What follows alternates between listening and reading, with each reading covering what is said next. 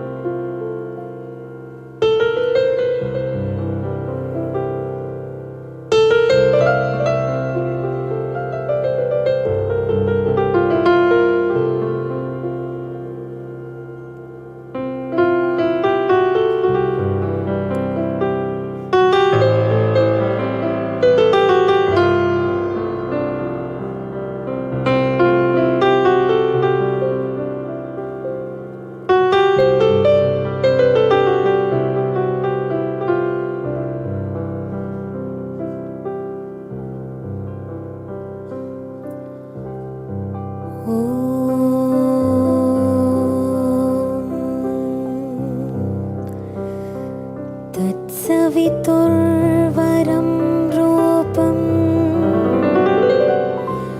ज्योतिः परस्य धीमहि यन्नः सत्येन दीपयेत् सत्येन दीपयेत्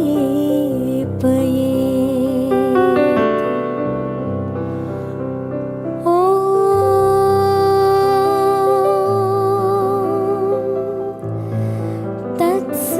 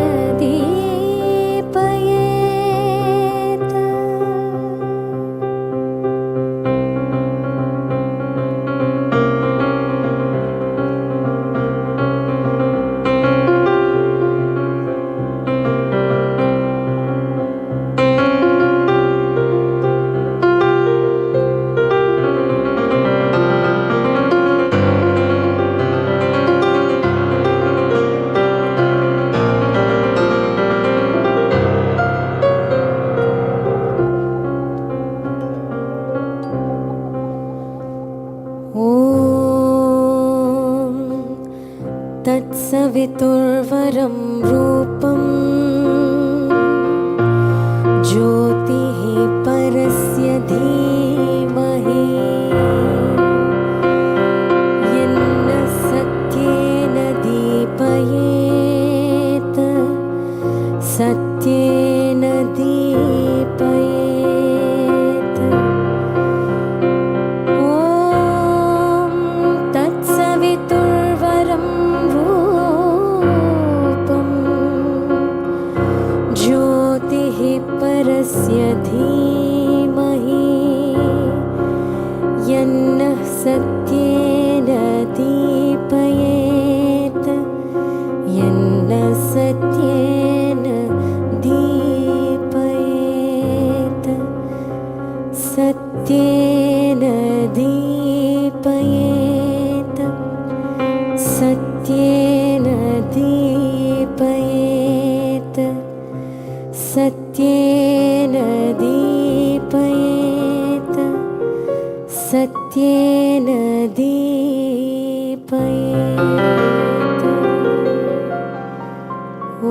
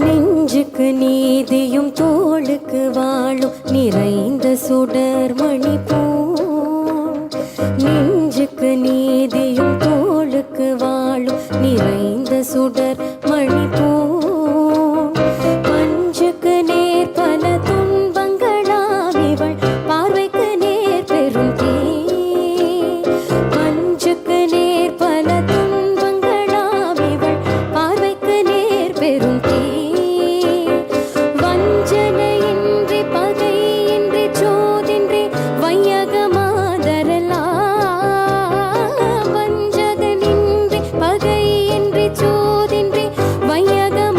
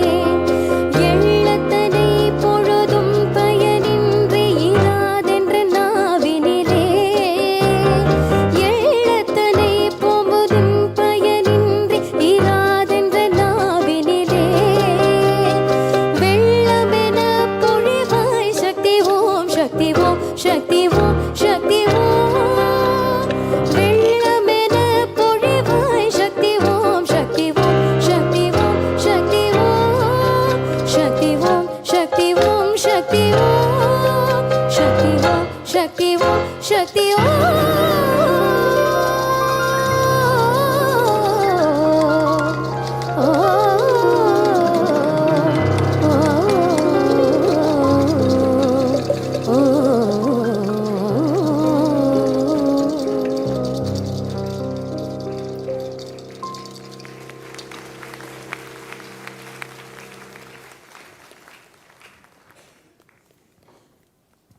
Thank you so much, Anil, Sainidhi, and the Aurovillian team. Thank you, Honorable President, Honorable Governor, Honorable Lieutenant Governor, and all the other dignitaries and our people out here. It is the close of the plenary session of Aspiring for the Supermind in the City of Evolving Consciousness. We are graced by your presence here and for delivering such an inspirational message. As Honorable President, Madam, gets ready to depart, let's please all arise for the national anthem. And post the national anthem, continue to please remain seated while her departure from the auditorium happens. We do have one more session after this, and then we will have the valedictory close function.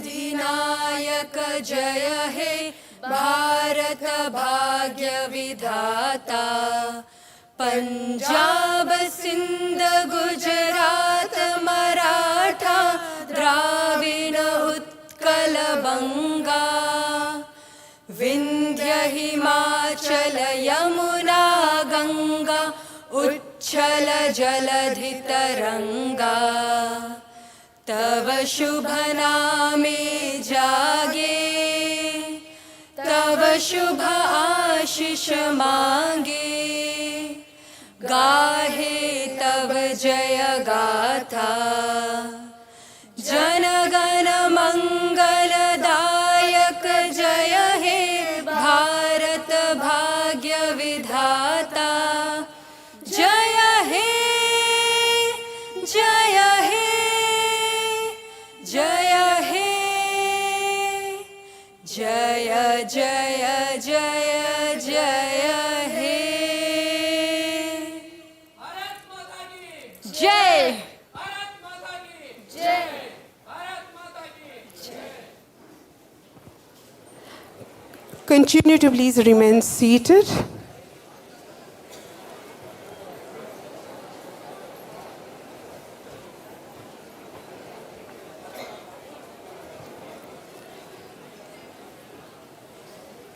Thank you, Honorable President Ma'am, and everyone else for having graced your presence here. Sai, could we please have the projector screen down and logged in for the last session? So this is the plenary session.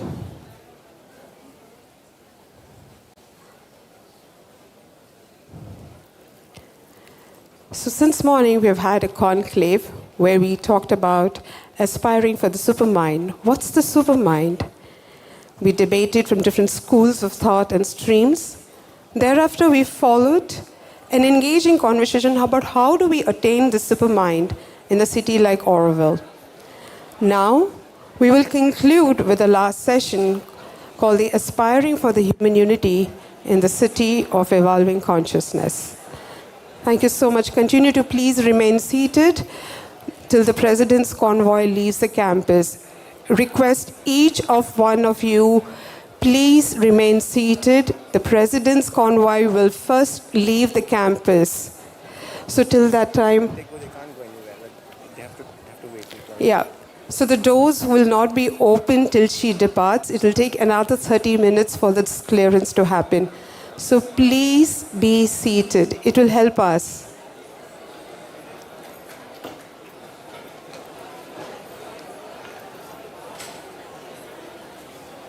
May I request everyone to just please settle down. We'll wait for the convoy to leave the campus.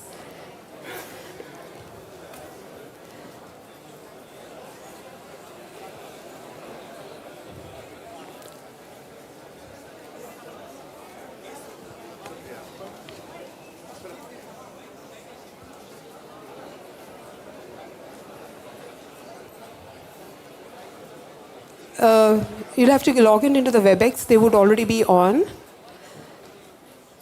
So we would welcome amidst us the panel of Ms. Dana Merriam. She runs her own NGO, and she's also one of the members of the International Advisory Council.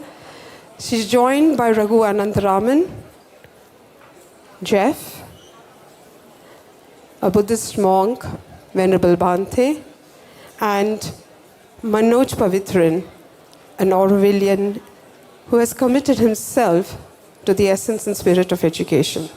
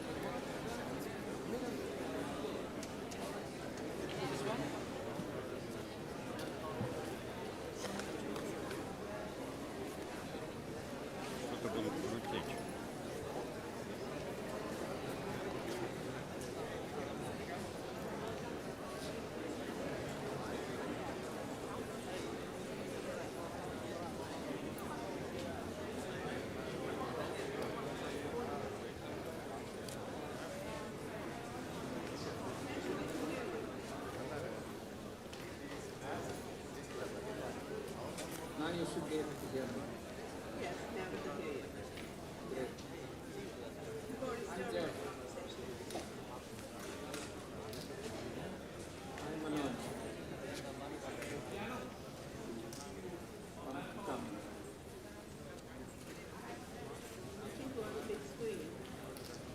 Yes, I can see myself on the big screen. So welcome Dana, Raghu, Jeff, Manoj. Can you see me? Oh. He was in Uganda and it was taking him quite some time to download it. I think he didn't realize I had written to him last night he might need to do this. It's good to see all of you again. Welcome Dana, Raghu, Jeff, Manoj. I hope you can hear me. Okay. Yes, Bhante, it's going to be a little bit late. He's, That's okay. We struggling can, with minutes. probably start the session, and Yeah. Venerable Bhante can join us. So, welcome to the last session of this conclave. We've just had the Honorable President depart from the audience, so she did give the plenary address. So, we've had a conclave where we looked at aspiring for the supermind, just dipped ourselves into what the supermind is all about. Though it is, I can just say, is a drop of the water that has probably immersed in us. Followed by that, we explored what would it take for us to attain this in the city of evolving consciousness, primarily from an Orwell perspective. How are we really bringing these elements alive?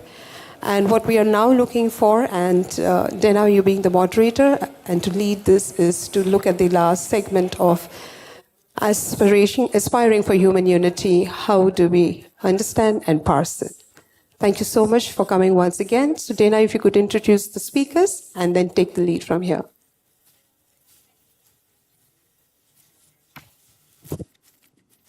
Namaste. We're happy to be here with everyone for this important conversation. I'll briefly say a word or two about the speakers. Venerable Bhante Buddhavarakitu will be joining us hopefully momentarily. He was born in Uganda, Africa. He first encountered Buddhism in 1990 while studying and living in India. He was ordained as a Buddhist monk in 2002. He's the founder of the Uganda Buddhist Center and visiting professor at Union Theological Seminary in New York City. He's been teaching mindfulness meditation in Africa, the US, and worldwide since 2005. Manoj Pavitran is an engineer and postgraduate from the National Institute of Design, Medabad, India. He's passionate about yoga psychology and transformational practices of Sri Aurobindo. He's been a resident of Oroville since 1995, where he still lives and works as an integral educator and leads the Swadharma program. Jeff Gunung is the managing director of Pro Social World, a nonprofit organization whose mission is to facilitate and inspire cultural change using evolutionary and behavioral sciences. He founded Contemplative Life, a digital hub connecting people and communities with transformative practices. Most recently, he launched Pro-Social Spirituality initiative exploring the integration of evolutionary science and spirituality. Raghu Anantanarayanan co-founded Sumedha's Academy for Human Context and the Barefoot Academy for Government, mentoring a young group of sacred activists. Can't hear? He's mentoring a young group of sacred activists called Vitambara and co-creating a platform of yoga teachers from Krishnamacharya's tradition called Ananta Yoga. Raghu believes that Dharma must be lived in the family, the marketplace, in the midst of a community in the here and now. So we'll begin with Manoj. Our theme for this session is the supermind, superconsciousness. What is it? How do we attain it? And the evolutionary moment in which we find ourselves, the urgency, the need to evolve to a higher state of consciousness as a world community. This has been an individual effort for eons, but as a world community, how we need to evolve to a higher consciousness. So we want to both address the evolutionary moment in which we find ourselves and what is the supermind, the superconsciousness, and how do we awaken into that awareness. So Bhante has just joined us, but we'll begin with Manoj, and each speaker will have around 7 minutes to present some initial thoughts, and then we hope to on these themes. Is the sound working? Is it okay? Okay. All right, Manoj, I'm going to turn to you for about 7 minutes to present a few key points. Thank you, then. Thank you, everyone. I would like to begin with an alternate term Sri Aurobindo has given to supermind. He referred to supermind as truth consciousness. Now, that phrase become very critical for our present crisis in the world, where we no more have a sense of what is the truth, what is going on in the world.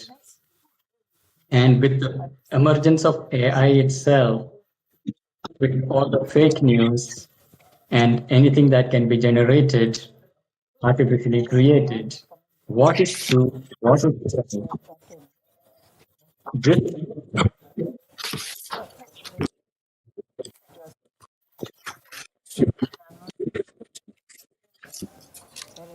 There is a lot of- Maybe we all need to put ourselves on mute.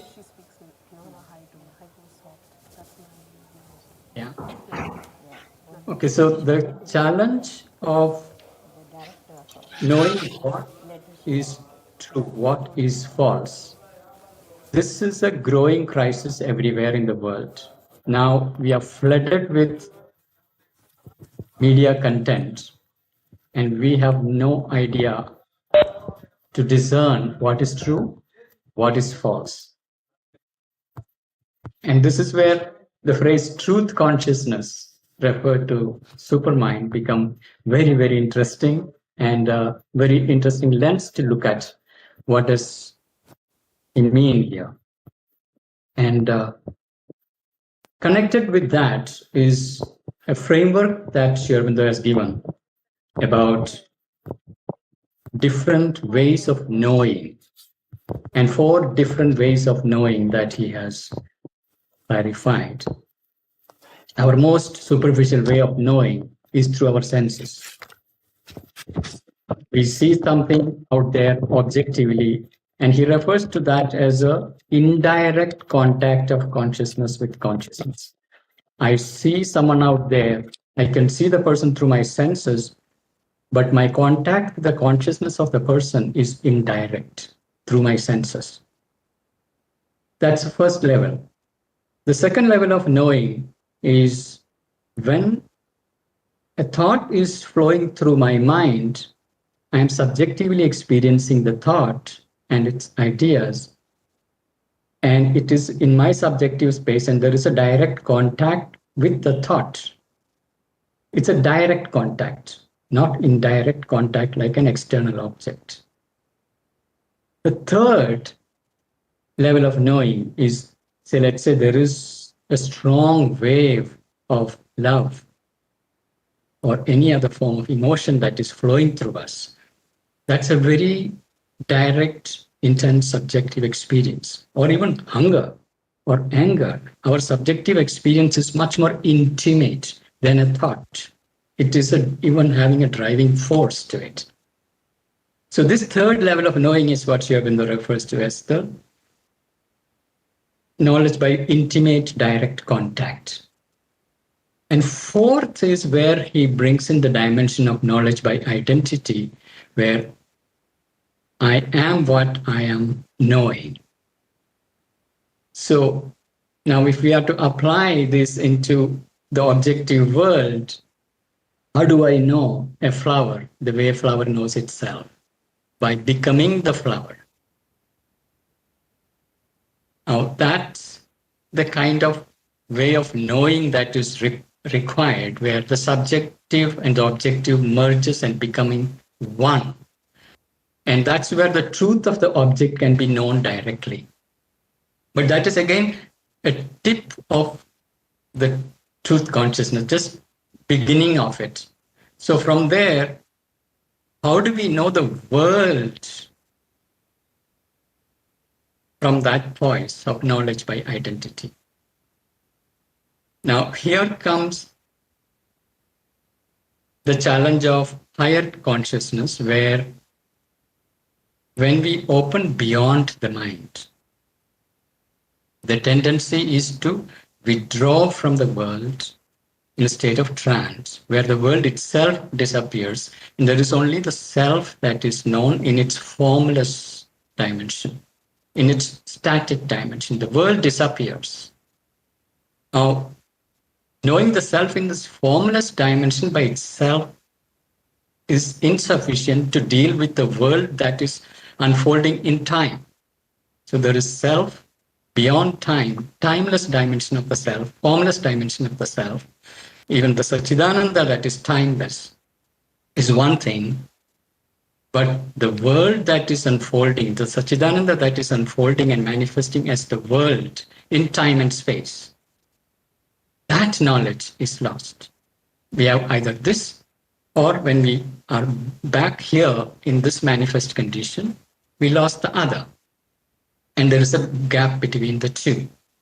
And bridging the two become the crucial thing, and that bridge is supermind. supermind is where the timeless, the transcendental, become the creative force that is upholding the entire manifestation in its totality.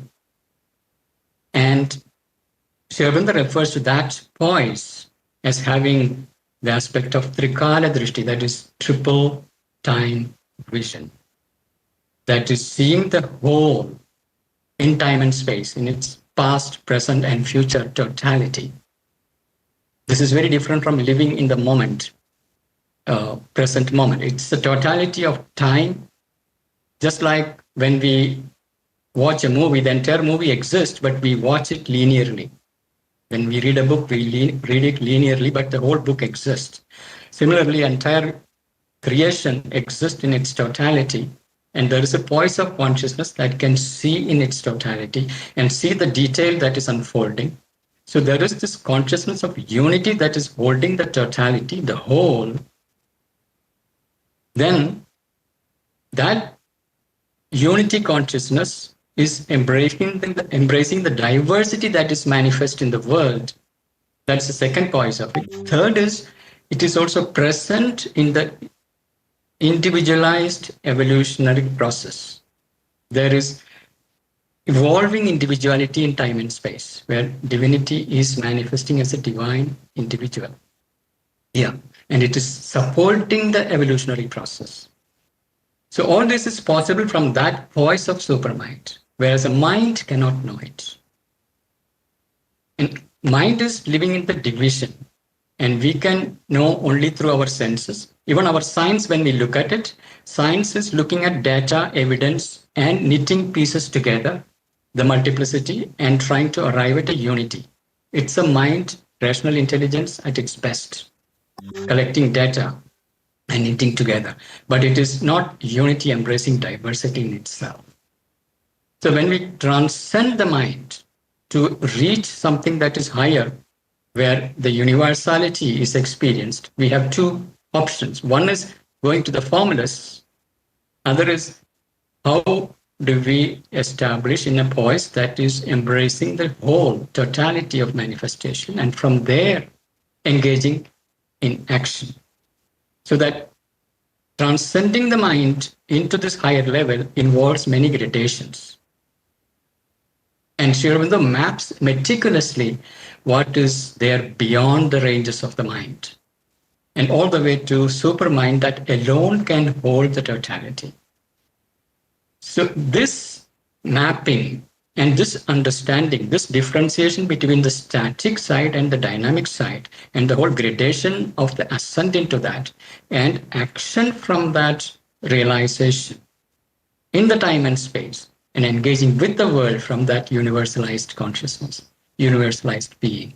This is the challenge that we have, where we are divided by all kinds of schools of thought and systems and vocabulary. We are lost in our vocabulary itself. One is finding the method of ascension and bringing that into this, and other is engaging in life, action, and sharing of that with the collective. And a collectivity like Auroville, how do we build a collective life based on that?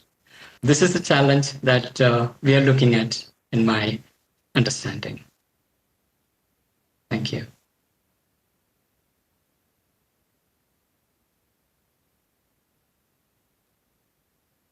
You're on mute, Dina. You're on.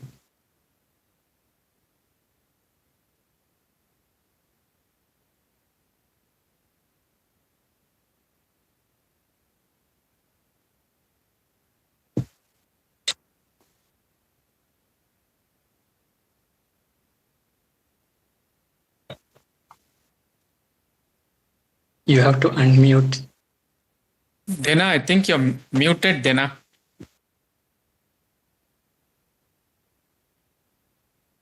Okay, I should be unmuted. Yes. Thank you, Manoj. You've laid out a beautiful framework to begin the discussion, and finding the common language for what you've just described is very important. So now we'll turn to Bhante from the Buddhist tradition to add on to that, or to respond. Yeah, sorry I joined late, but I think there were three questions. What is the awakened mind, and how, and what's the need? So these are the three questions I got. So I can respond to those three questions. I wasn't there from the very beginning when you discussed, but that's the three questions I think we need to respond to. The first is what's the awakening mind from a Buddhist point of view? In Buddhism, for us, we call Nibbana, enlightenment or awakening. I think in the other tradition, you call it moksha. Others, they call it salvation. But irrespective of the word they use, I think our similar experience is that of transcendence from the mundane and go beyond the ordinary. So we agree on that, but how to do it, this is something that Buddha, the Lord Buddha gave away, a path. So now we know what it is. It's a awakened state of mind, that super mind. You can, it's like self-awakening, self-realization. All those words speaks to the same thing: enlightenment, awakening, Nibbana. For us, Nibbana, it comes, of course, from India.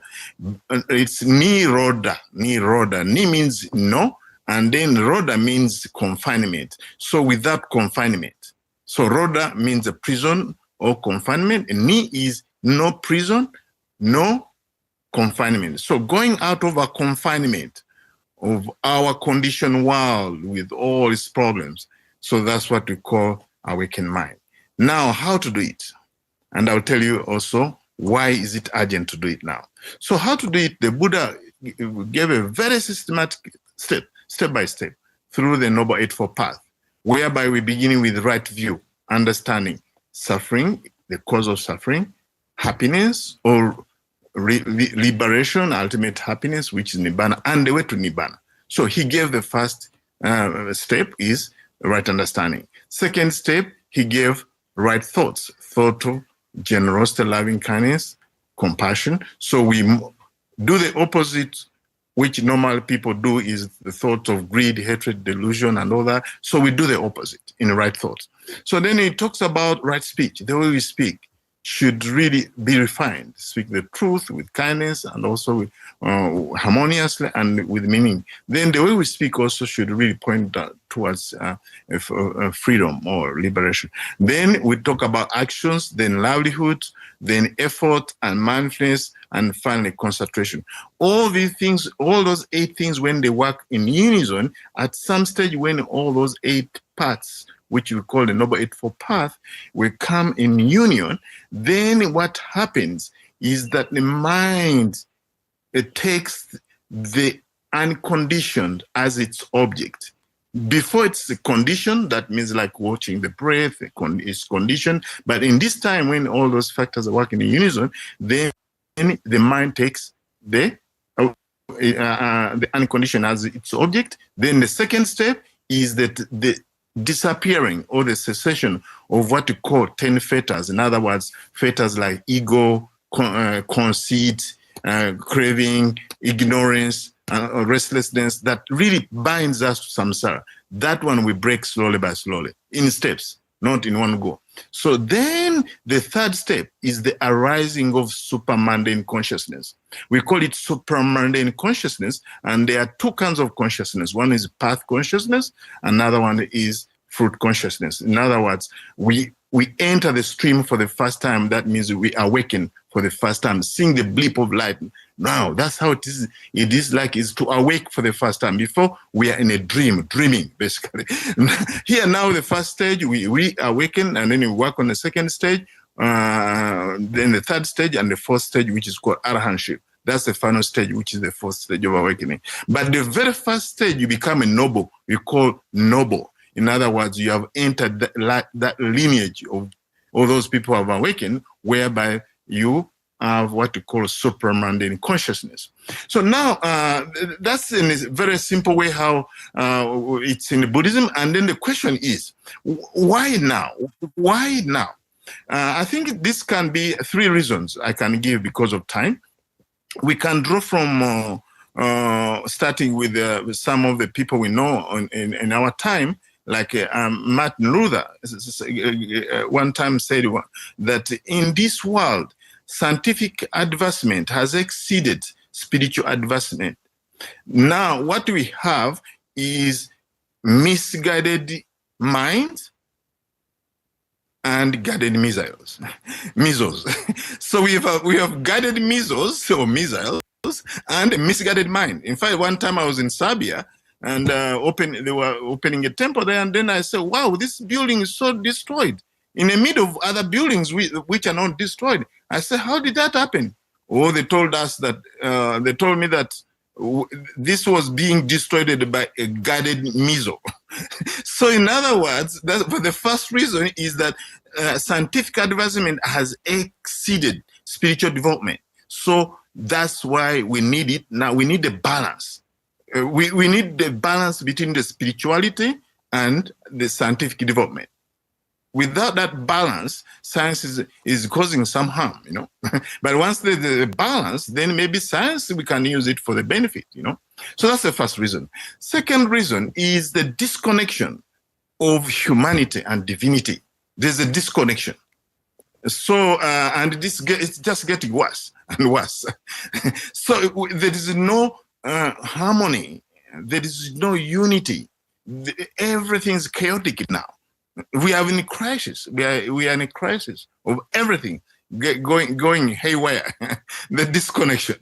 And lastly, is the world is in danger. It's a threat. It's being threatened.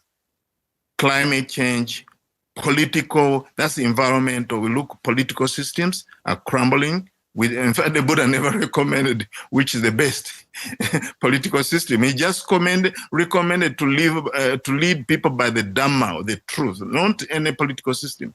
So everybody's aligning to one political system or the other, and then we cannot get what is organically evolved with humanity, with spirituality.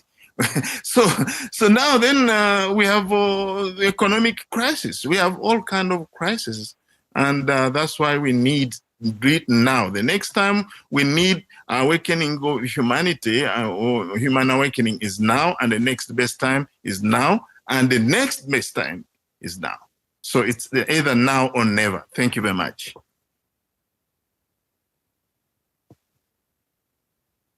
Thank you, Bhante. So now we'll move to Jeff. Thank you. And thank you for inviting me to be here in this really important conversation. So, the first question is around, supermind, superconsciousness. What is it? And there's going to be lots of views of what it is, but when I think about it, reflect on it, to me, it's kind of like the story of the fish looking for the ocean. We're swimming in it. It's universal.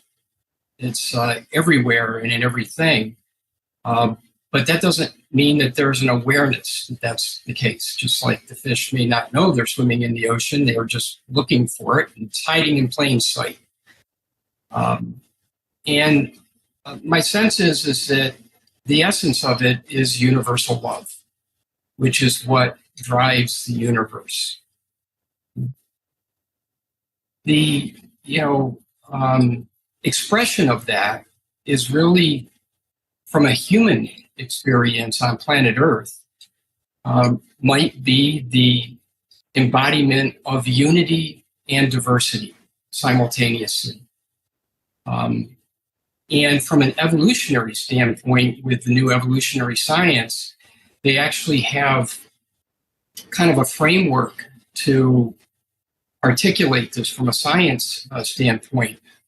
And it's essentially a conscious and compassionate superorganism where human beings as individuals begin to work in groups and communities is the organizing group, just like a body has different parts and cells and organs and things like that, but still one body. And so when human beings begin to find that common ground with each other and with the ecosystems of the earth, then it can become conscious. And this is one of the most exciting things about the new science, is the realization from science that cultural evolution can be conscious. We can be in the driver's seat of evolution. In fact, we must be, because we're facing right now two existential crises, both man-made, the environmental crisis and the threat of nuclear war. And so it's going to require human solutions. And those solutions are going to require both deep spiritual unity, but also a science that is used in a wise way. There's something else in the evolutionary record, I think, that's useful here, because we're clearly at a jumping off point, where I would say a bridge to someplace else rather than a jumping off. It sounds like a cliff. And for some, it looks like a cliff. And I think this is one of the dangers that we're in right now. Human beings are losing hope. And it's terrifying. It's, and yet, people like this, people that are gathered at a conference like this, speakers like this, we see the hope. It's all around us.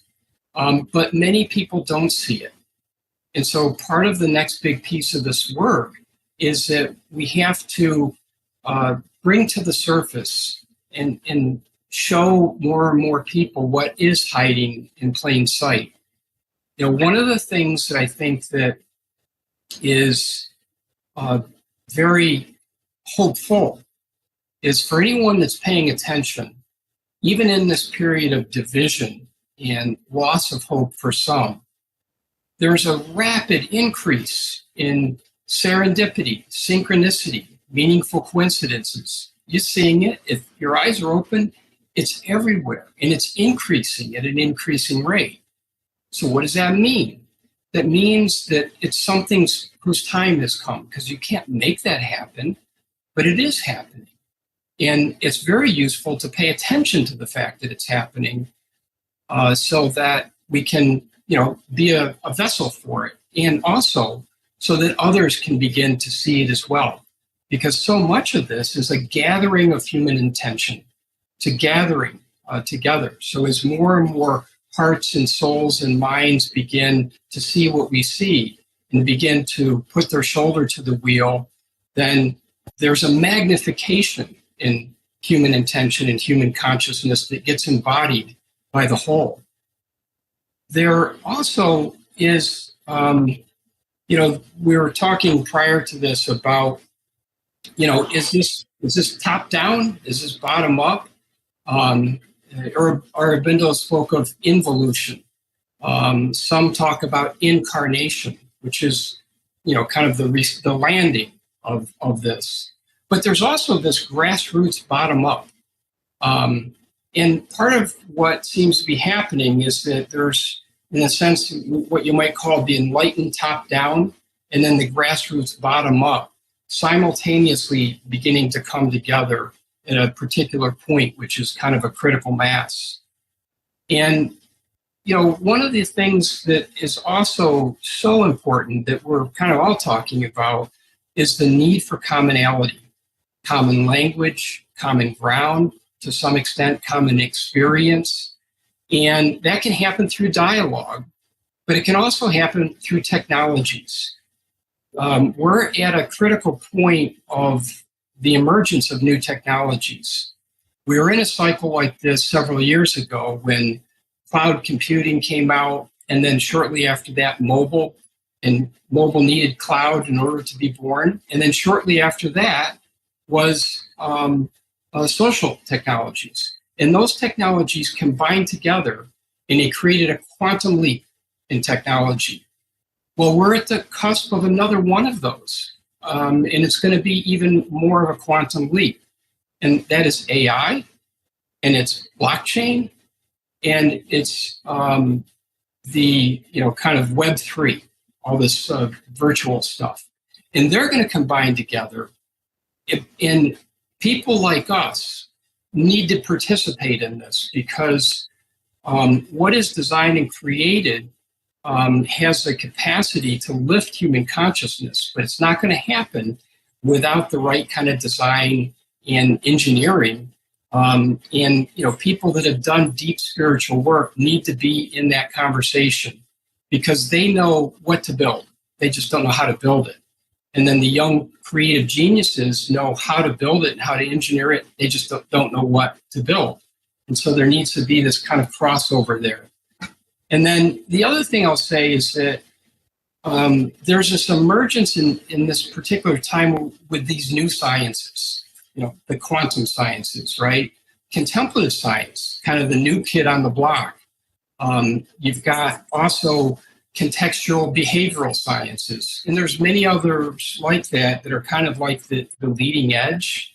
But at the same time you have that, you have kind of evolutionary spirituality, where you can see the evolution of spirituality from kind of interfaith exchange, acceptance, to interreligious, which is dialogue and exchange of ideas, to what you might call interspirituality, which is experiencing each other's practices and wisdom traditions. And you can see that some of the leading movements in spirituality are really about the synthesis, interbeing, intergoal, interspirituality. These are the leading edges of it.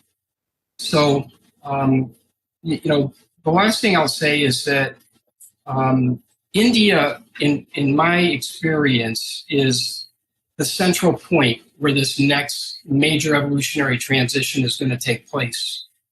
Why? Well, first and foremost is because of the treasury of ancient sacred wisdom, unparalleled anywhere on planet Earth. But also this openness and receptivity to both science and technology, and it has the cultural framework that is still unified, and an emerging economy as well, and an enormous amount of wise beings. When you bring these all together, you have the ideal conditions on planet Earth for something major to happen. And I believe India is that place. Thank you.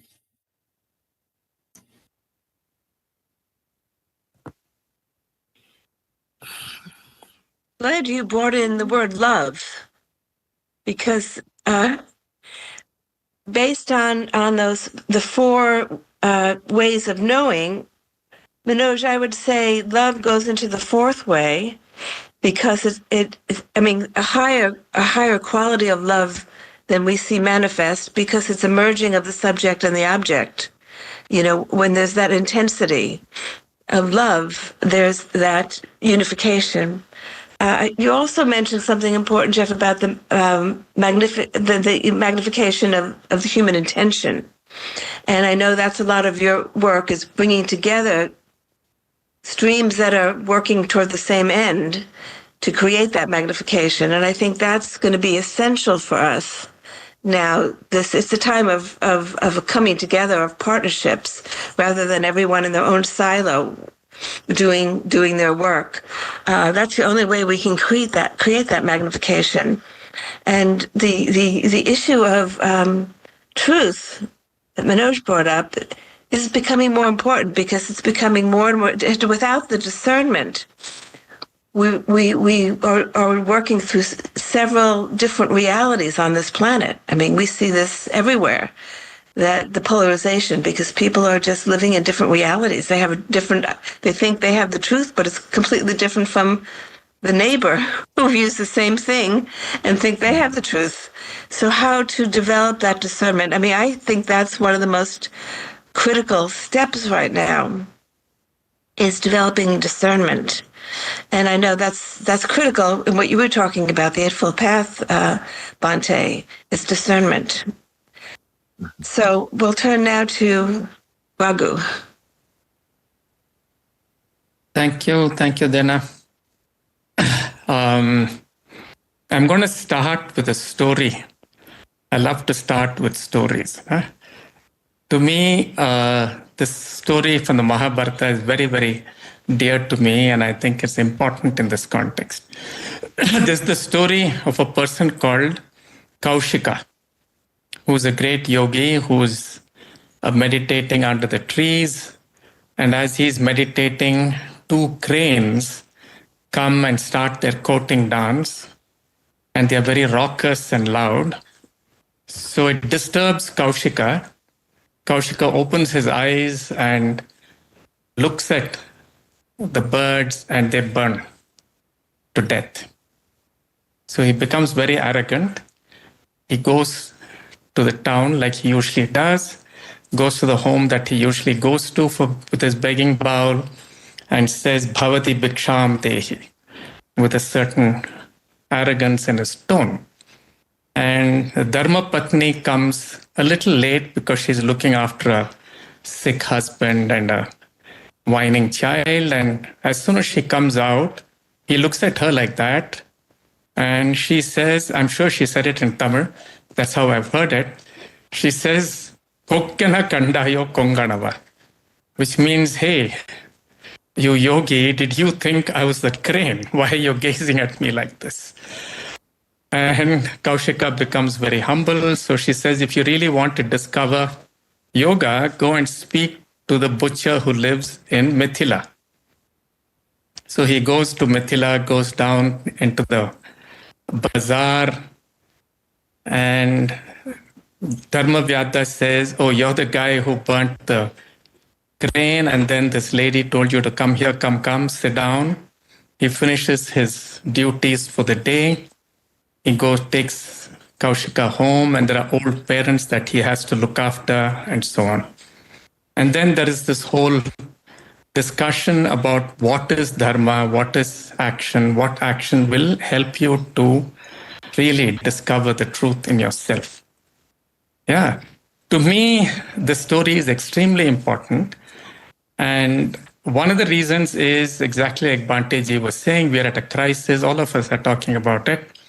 And I think we are overestimating human beings when we don't own up to the fact that while we could be divine and cell-like beings, we actually behave like viruses. And that's why the polycrisis, right? So I've been looking at this and saying, how do you help a human being to approach being like a cell? So I'm taking a very practical approach to this, and I'm drawing my inspiration from the Taittiriya Upanishad, Chandogya Upanishad. There are beautiful examples of this there. So I'm looking at it saying, can we define work in a way that is conducive to deep inner growth? Because if we have to create human unity, it can only be through work. If we have to create a collective, it is through work. And it's that level that Manoj was referring to, where all of us are looking at each other. We need each other for food, we need each other for everything, right? So if we design work like a cell,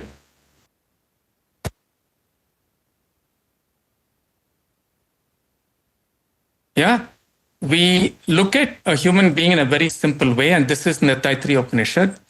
We look at 4 critical interfaces, right? And I'm going to bring it down to work. So I look at myself, and in front of me are people I have to serve.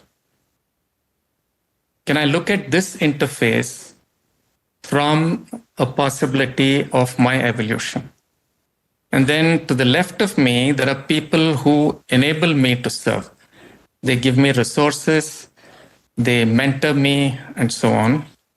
Behind me are people who hand over the baton, in a sense, so that I can hand it over to people I serve. So they are, in a sense, in a modern terminology, they are my supply chain. And then to my right, there are people whom I have to mentor and I have to nurture, and so on.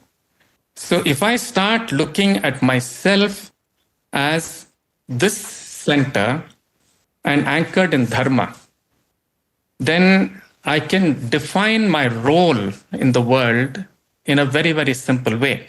My role then doesn't get defined by the position I have in the organization. None of that. Those are all just resources that make it possible for me to interact with people. My role becomes my dharma. What is my commitment to improve the world? What is my commitment to improve myself? What is my commitment to improve people who are around me? So the moment I look at it like this, I can release myself from several holds. Like the Nirodha can start there, Bhanteji. Yeah, where I don't define myself as a consumer. I don't define myself based on other people's positioning me in an organization in hierarchical terms. I start defining myself as a human being with a dharma who can then use Sri Aurobindo's way or yoga or things like this and start growing inwardly. And the Upanishads and yoga gives us very, very beautiful ways of looking at ourselves. We can look at ourselves in terms of the 5 koshas. So at the level of the Annamaya kosha, I have to have physical exchanges of goods and services with all 4 interfaces. At the level of Pranamaya, I have to have emotional interfaces with all 4. Yeah? At the Manomaya, I have to have a much more deep, subtle thinking response to all 4. And then I move into even more subtle ways of asking questions of myself and of the world. I enter levels of curiosity, compassion, creativity, and then I enter the spaces where I go beyond myself.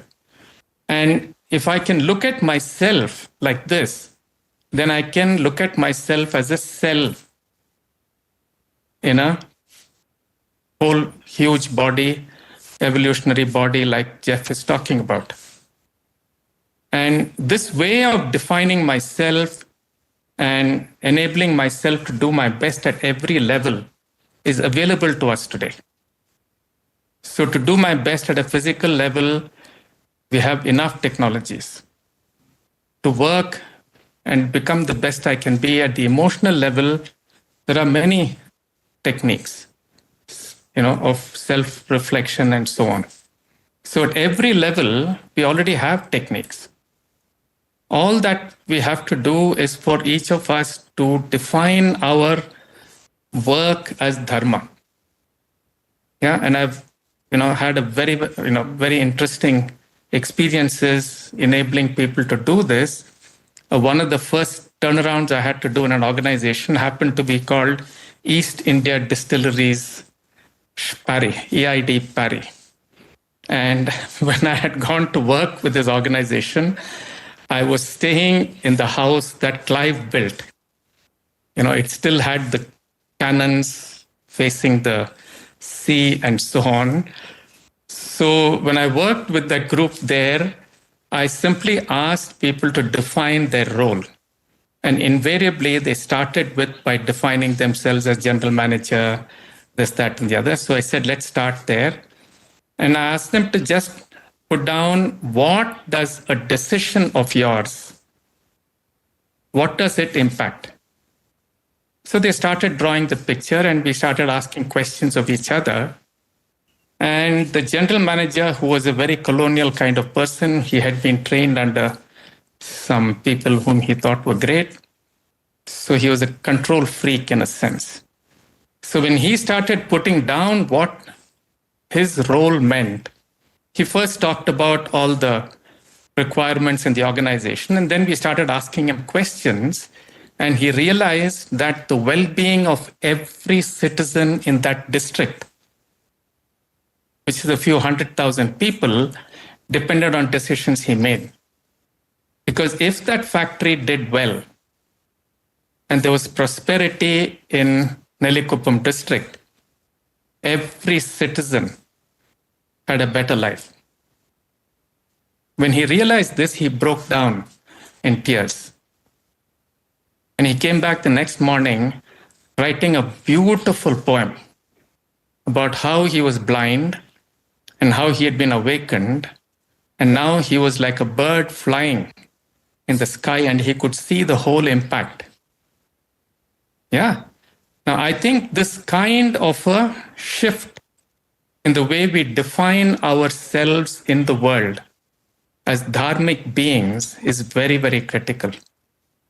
And then looking at the role that we play in life as a sadhana is the next critical step, right? And I think the third thing which we're also attempting in Auroville is we have to go beyond just dialogue. There's this whole idea of manthan that, that's actually the starting point of the Mahabharata, which talks about forces which are fighting each other, which understand that fighting is not good enough, pulling against each other is not good enough. How do they stop looking at each other as enemies? How do they pull in the life forces, which is the snake that they use for churning? How do they define the central rod of truth that they are seeking? And even this is not enough, because when the manthan starts with just these, and the two sides learning how to really move in unison, the central rod, which is the Mandar mountain, just falls into the sea. So they have to go and call Vishnu and say, can you hold it up? Can you be that ever-present point of truth on which this churning is taking place? And remember, this comes as a tortoise in water. So there's a huge symbolism there. And then they start churning and poison comes out. They have to go and call Shiva and say, can you hold the poison in? I think we've come to that point in the world where manthan is required because there's so much poison around. And it erupts as the Ukraine war, it erupts as polarization, it erupts as so many little things. Every place has its own political pulls and pushes, its own ways of which you other, where I am the Deva and everybody else is the Asura. And to me, Auroville is the right place to start. Yeah, it's not so easy to go to some organization and say, let's talk about dharma as the basis of work. At least in Auroville, we can come and say, can dharma be the central point on which you define your role? Can you look at your role as a sadhana? Can you look at really embracing the other instead of fighting and creating polarization? So it's an exquisite point of time. It's an exquisite opportunity.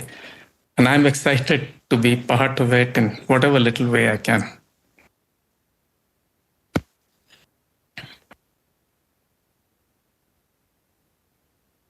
You raise the issue of identity. And I think as part of the evolution or awakening, it's the changing of identity. And I often wonder if it's not enough to say to people, look at the world we're creating for our grandchildren. If people realized, look at the world that you're creating for yourself, because this is the world you'll be born into at a future time, whether that would have an impact, finding your identity through work, your dharma, but then also realizing that this is just one of your manifestations. And one out of many, many manifestations. And then, as Manoj said, sort of moving beyond the linear time into seeing all that you have been and all that you will be, and knowing that's what you are. I think that's part of the evolutionary process. And just in my contact with people, I see that more and more people are beginning to think this way, that I'm not just this limited personality, that I've been many personalities and I will be other personalities, and that's not my identity. So the issue of identity, I think, as part of this process of awakening, it's a real change in how you identify. And again, that goes to what we sort of talked about when I was beginning of the self. What is the self? There are different levels of understanding that. So now we're come to the part of conversation to pick up on any of these themes.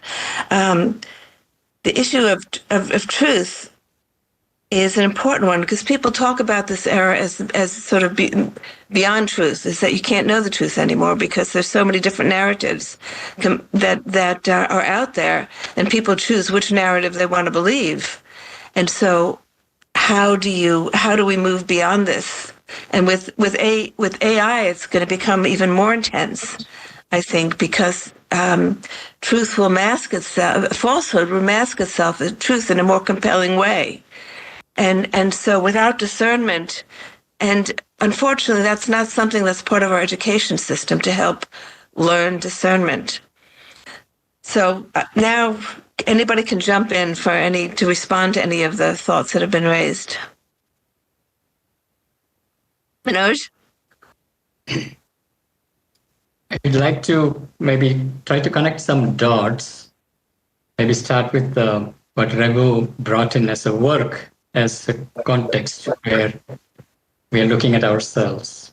And we are cells of a larger being, but we don't experience ourselves to be so. And dharma defined in that context. And this concept has a very central role to play. And dharma has its multiple layers. Dharma, Sanatana Dharma to Yuga Dharma to Kula Dharma to individual Swadharma, all desolating into each other. So that will be a very crucial discerning factor, helping an individual to know their Swadharma, so that from there they know what is their Kula they belongs to. By Kula, I do not mean the clan by birth, but in work, where they belong to. And then every Kula, every group having its Kula Dharma, it is happening in the context of Yuga Dharma. That is, any given particular time period has its particular work to do. And all that has to happen on the foundation of the Sanatana Dharma, which is the eternal principle that is holding everything. Now, if we I want to connect it with the idea of the ocean that is surrounding us. Jeff brought in the notion of ocean, where I am the cell. Cell is looking for the larger collective being, or not collective being, the universal being, or even transcendental being. But if we look at it from the point of view of it is that already acting through us, and that is looking for the right instrument for its action. And it is already churning the world and exposing the limitations of reason itself, the rational intelligence and its utter inability to discern the current complexity. It is now pretty much well exposed. The mind and its linear process cannot handle anymore what is exploding in the world. And there is both light and darkness exploding. And we are trying to hand it over to machines to process it and tell us which one I can trust. And that won't take us, it's just that it takes away the burden of thinking. In a way, that is good, because then we can look at how to make ourselves silent. The Chittavritti Nirodha, now we have time and space to just relax and tune into Swadharma, one's own Swadharma, which is coming from the eternal impulsion, that ocean that wants to express through the little wave, little cell. So we can see in Sri Aurobindo's symbol the call from below and the response from above. The two ends of one being. Here is our individual being seeking the divine being that is what we are in our essence. And that is conscious, and it is creating the circumstance that is necessary for our evolution in our work context itself. And the capacity of an instrument for action in that context and opening to that higher knowledge and force to enter through the instrument and act through the instrument and navigate the instrument towards its collective being. That is Kula. So Auroville is a Kula with its Kula Dharma. And the very group soul is embodied in Matri Mandir. And the very axis of its journey is embodied here in Matri Mandir, where the souls are brought in. And when we are able to surrender and recognize that there is a greater will at work, especially since 1956, February 29th, that was the climax of Mother Anshe Aurobindo's work in establishing the supramental force in the very physical earth. And this has changed the very rules of the game on earth. And this force is churning. It's already operational. It is like the oceanic force, omnipresent, omnipotent, omniscient forces acting through everyone and everything and pushing towards the larger oneness of the being. And the more ego resists, the more it will crack up. And we can see when people are struggling to make sense out of the world through reason, through analysis, through thinking, at the same time, world has such a polarized versions of reality, stories, narratives. The result is psychological breakdown.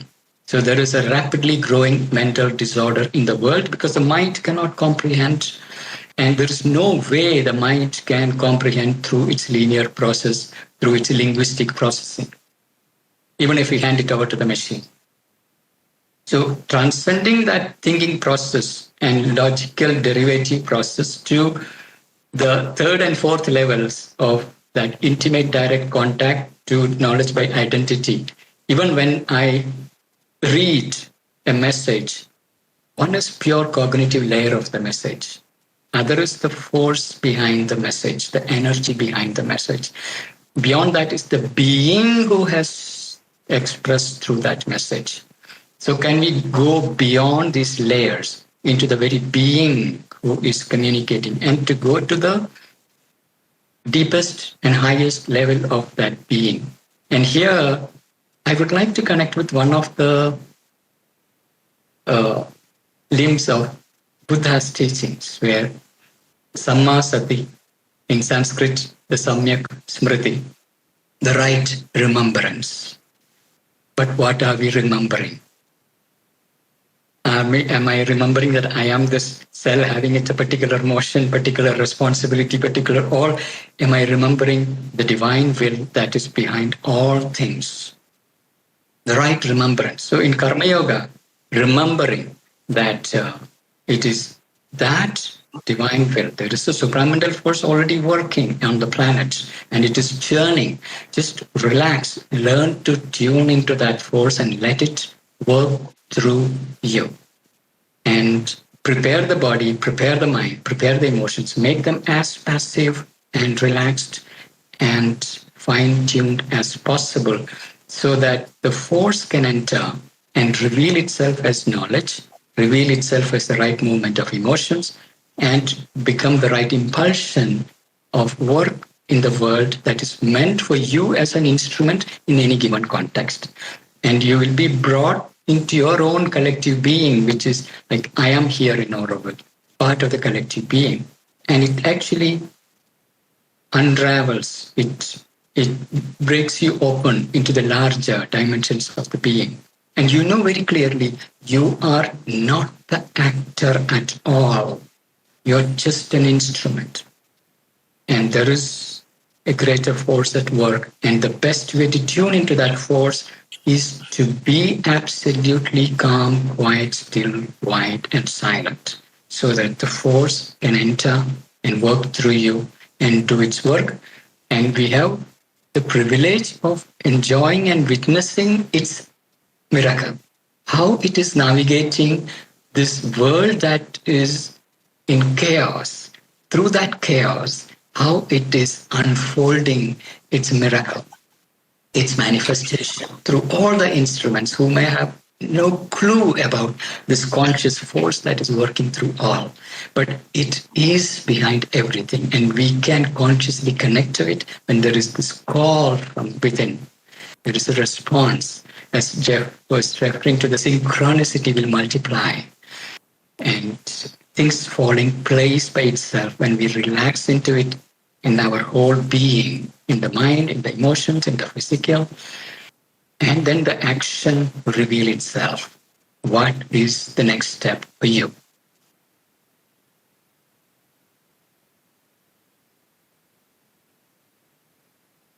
Yes. Thank you very much. That was wonderful. Should I pick up from there? Yeah.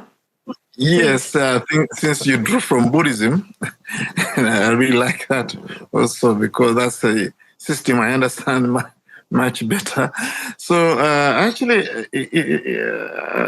did also you talked about the truth, how there's different narratives, who knows which one is which.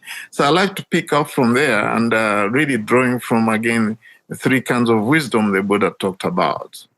And first is called Sutta Maya, Panya. Panya is knowing in details, Panya, but there's a level of wisdom we get through listening, as now we're listening to each other. That knowledge still, there will be different narratives, and we can come even into conflict, depends on what you heard, So then that's where we have a problem also.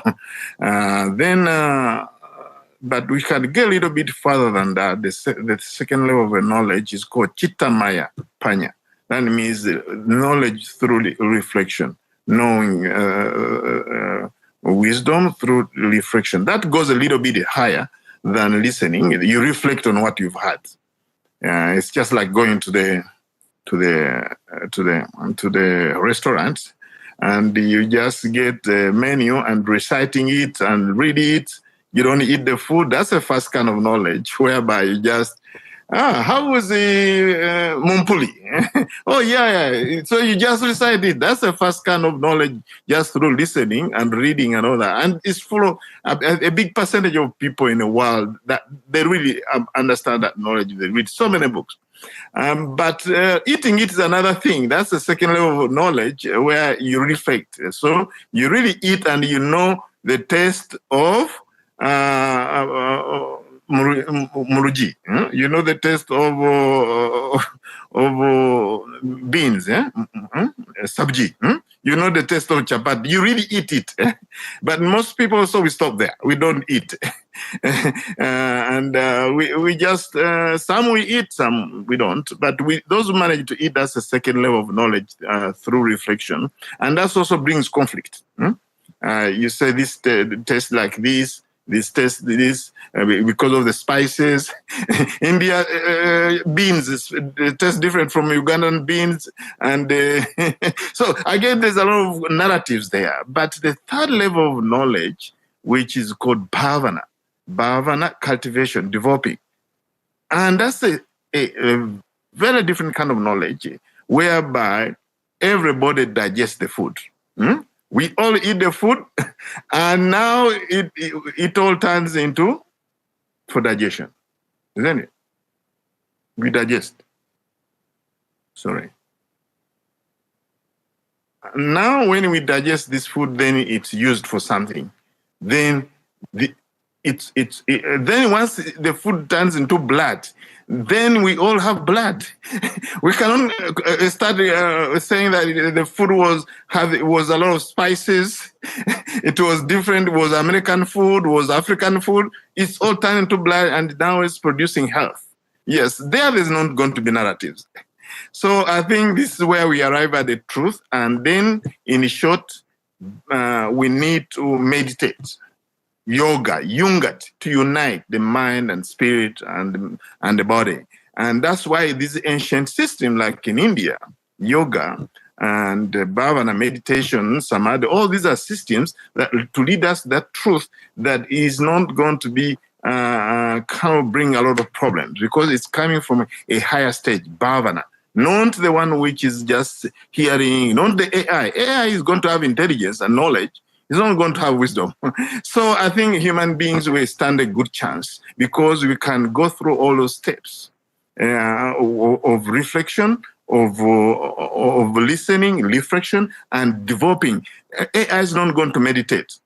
So we human beings are the one who are going to meditate. And for me, I've used the AI and Google something, and you see it's helpless. Sometimes even it gives you an excuse. So that's why I say that a human being has stand a chance. I'm not scared about the AI so long as we keep drawing from an ancient system that are going to go that goes beyond all human creation. AI is created by a human being.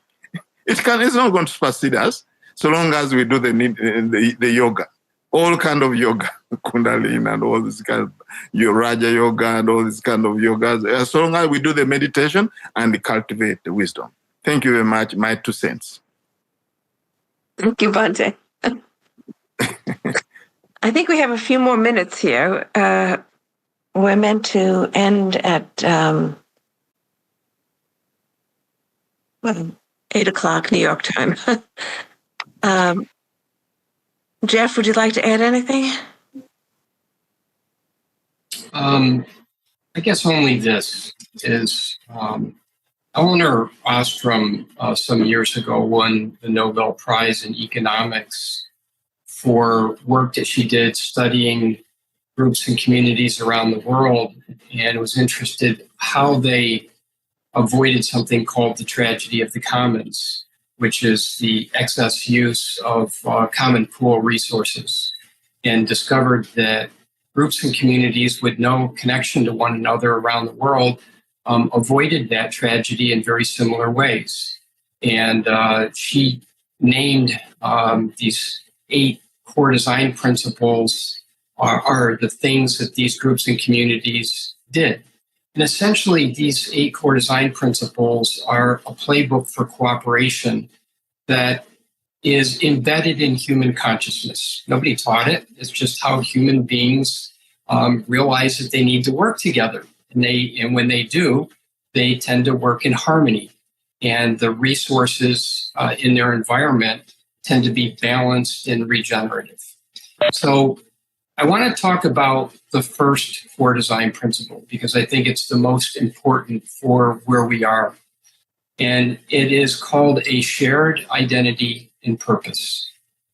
And this is what humanity lacks right now. We need a North Star, a collective North Star. We need a shared identity and purpose. And that's something that has to be distilled. It has to be embodied. It's not going to be like, before it was like, here it is, there you go.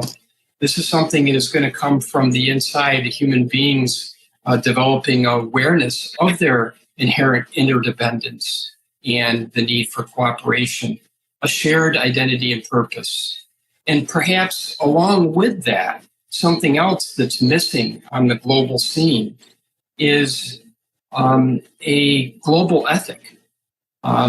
Because, when you look at the journey through the spiritual journey, the bottom rung in all the traditions is the moral code.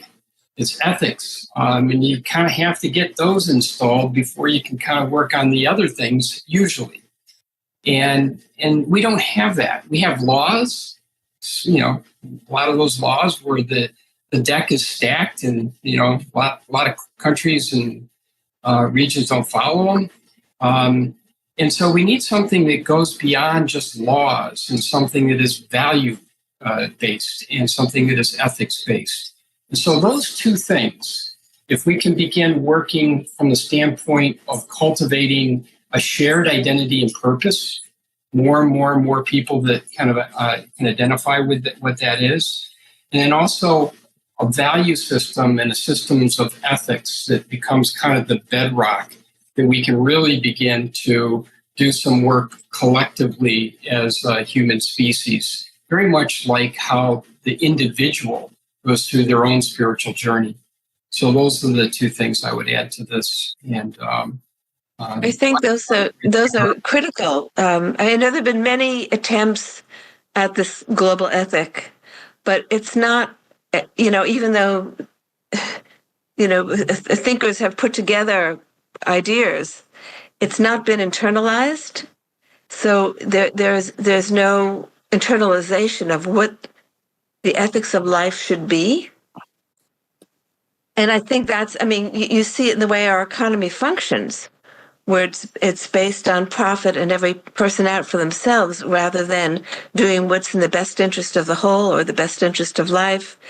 And so, you know, it's been many decades that this has been tried to create this global ethic, and unsuccessfully, because it's not really been integrated into society, into our systems, into our governance, into our economic system.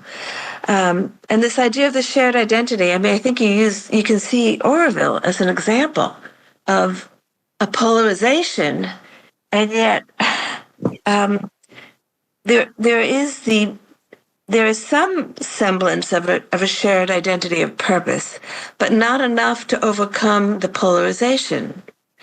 And it's easy to see it in a microcosm, you know. I mean, in a macrocosm, of course, there's no shared purpose. But you would think if it can work on a small level, that could be a start. And I think that's sort of what Orville's going through now, is just to bring it down to the very concrete, you know, to bring our discussion to the very concrete of what is this shared identity of Orville? Is it just to create a wonderful eco-village for people to live? Or is it really to manifest the supramental consciousness as a small collective? And if that is the purpose, then what actions are being taken to achieve that purpose? I think this is one, and so I'll turn to Manoj maybe to comment on that. Yeah, the very fact that Oroville can afford all kinds of conflicts and churning, it is because it has a powerful soul force holding it together. So every now and then it goes through the convulsions. But since the vision and the very group soul, and it is actually top-down manifestation, the creation coming from a higher consciousness, manifesting, eventually creating its policies and systems and forms down the line here. So the core is there. The soul force is there, the soul is there. So there is transformational phase change that constantly happen. And so that way, we should look at conflict also from a perspective of an opportunity where things build up and it cannot go further anymore. And then there needs to be a breaking of all the forms and recreation of the form, taking the essential learnings from the past and moving towards the next stage. So we are in such a transitional space right now. Like in the very first paragraph of Synthesis of Yoga, Sri Aurobindo brings out this very principle, moving from simple harmony to more and more complex harmony. That is how the evolution proceeds. And in that process, there is rebirth, that the forms, no matter how perfectly you cast, it will become lifeless down the line. It will overlive its purpose. Then the form has to be broken. And the essential learnings have to be carried forward, and we have to recast the form for the new phase of growth. And that will be possible only when the collectivity has that group soul well established. And here, since it comes from Mother and Sri Aurobindo, it's not we who created it. If we are to create it, won't work. There were cases, people who inspired by Oroville try to imitate, this is our vision statement, this is our mission, this is our values, and intellectual creation won't work. The people like Mother and Sri Aurobindo who embodied it and established the force is there. Because of that blessing, it is gathering people, and there is, in spite of all the chaos, all the convulsions, there is a transition into the next phase. And same thing is happening globally. We are Yeah. getting churned. There is a complete breaking down of everything, but the new is emerging. Even that work too has been done. It is just that we have to recognize that the next stage of evolution is already foreseen and the forces are already established. So microcosm of Oroville is only reflecting what is happening in the world. And if we ourselves can see that the chaos in the world actually is a transformational crisis, and if we can see the emerging trails of new, which will not be representing old forms will all fall apart. The new forms will emerge. And that is the journey we are all making individually, in groups, and globally. That's very important to remember, that the breakdown is what gives birth to a new articulation. And you're right, that is what's happening in Oroville, but it's also what's happening worldwide. I see that happening in the U.S. This polarization tearing apart. Something new will come out of that. And we need to focus on the new rather than the breaking apart. So much attention is on the breaking apart, and very few people are looking at what the potential for what will emerge. And I think that's one of the roles of spiritual communities, actually, is to really help with the transition into the next articulation. But you have to have vision for that. I mean, you have to be able to see beyond the immediate situation. And again, that's part of the evolution of what you're talking about, moving beyond just the immediate into seeing a wider picture of where evolution is taking us. So I think we have time for a few more comments. Raghu, do you want to add anything? Just one small thing, Dena. I think what is very important is to go back to some of the things that Manoj and Bhanteji were saying, that we also need to approach this whole question and whatever we do from a fundamental realization that I don't know, that my brain and my language and all of these things that I rely on to know are completely inadequate. Now, if I don't start from there, that's when different narratives start proliferating. But if we, each of us, approach it saying, there is a narrative so far I've come with, but this is an inadequate narrative, obviously. Because if it was an adequate narrative, we won't be facing the crisis we're facing today. So can we really start with the humility of I don't know? And accept that we as human beings have failed so far. There is something like Manoj is saying, like if we accept it and let the forms fall apart instead of hanging on to the forms, only if I start with I don't know and accept that what we've done so far is inadequate, are we going to let go of the forms? Otherwise, we're going to hold on to these forms and keep fighting with each other, or forcing people to accept my form instead of the other, and so on and so forth. So I think starting from I don't know and the tremendous humility without losing out on what we have learned so far, I think is a very critical starting point. Well, I would add another critical starting point is and that's part of it, starting from I don't know, then releasing the anger, because there's a lot of anger that's building up. I've seen it, you see it globally, and you see it in Oroville as well, towards somebody who has a different view.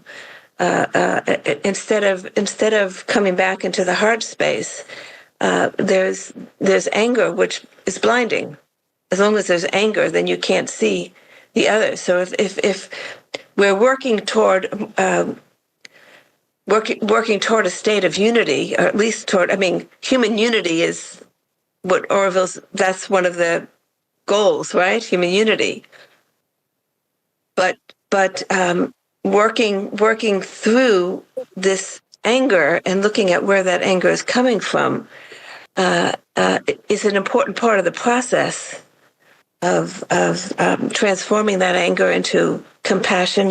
Compassion, you'd say in Buddhism, non-judgment, and then eventually toward love, but beginning at least with non-judgment and compassion.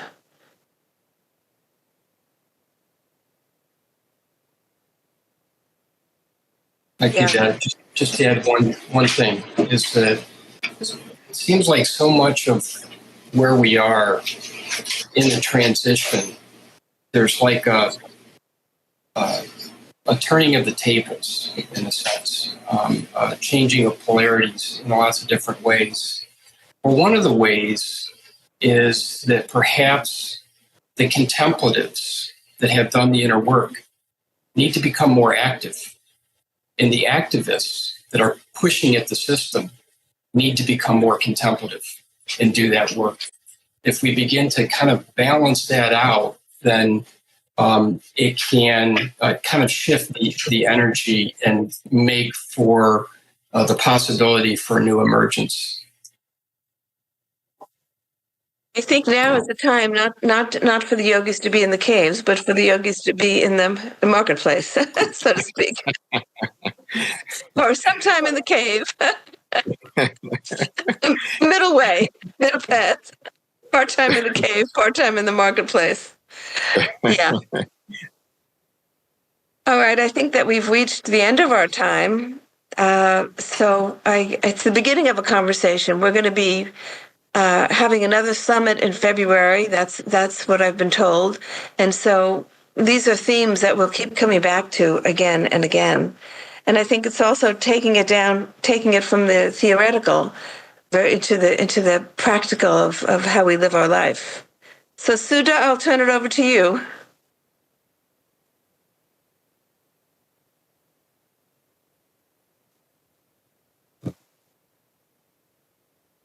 Your microphone's not working.